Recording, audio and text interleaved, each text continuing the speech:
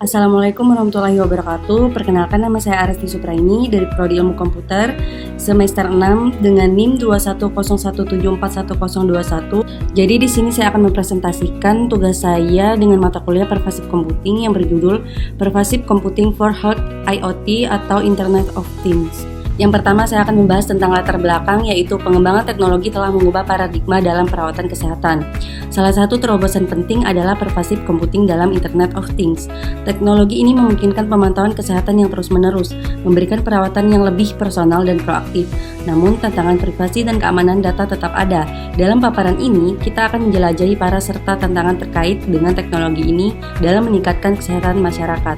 Masuk ke bagian rumusan masalah. Yang pertama, bagaimana implementasi teknologi pervasive computing dalam IoT dapat meningkatkan pemantauan kesehatan secara proaktif dan personal, serta dampaknya terhadap efisiensi sistem perawatan kesehatan. Dan yang kedua, apa saja tantangan utama yang dihadapi dalam mengamankan dan melindungi data kesehatan yang dikumpulkan melalui teknologi pervasive computing dalam IoT, dan bagaimana cara mengatasi tantangan tersebut.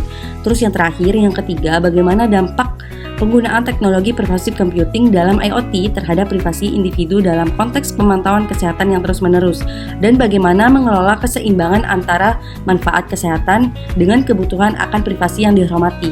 Terus masuk ke bagian manfaat, yaitu yang pertama, memahami potensi peran teknologi pervasive computing dalam IoT, meningkatkan pemantauan kesehatan secara proaktif dan personal, serta dampaknya terhadap efisiensi sistem perawatan kesehatan. Dan yang kedua, mengidentifikasi dan memahami tantangan utama terkait dengan keamanan dan perlindungan data kesehatan yang dikumpulkan melalui teknologi pervasive computing dalam IoT, serta mengembangkan strategi untuk mengatasi tantangan tersebut.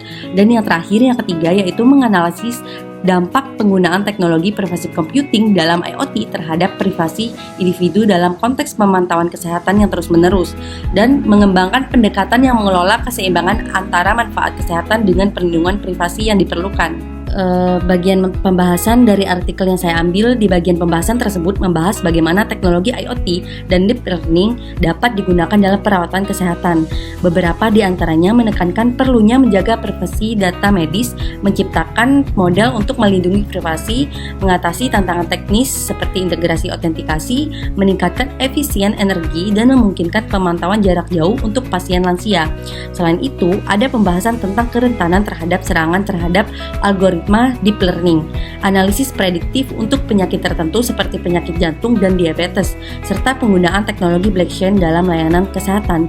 Namun, beberapa artikel perlu lebih menonjolkan kesenjangan dalam penelitian dan memberikan gagasan untuk pekerjaan masa depan dalam bidang ini.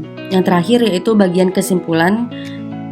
Privasi Computing for Health IoT menyoroti potensi teknologi IoT dalam meningkatkan perawatan kesehatan dengan berbagai aplikasi dan manfaatnya, termasuk privasi data medis dan analisis prediktif penyakit.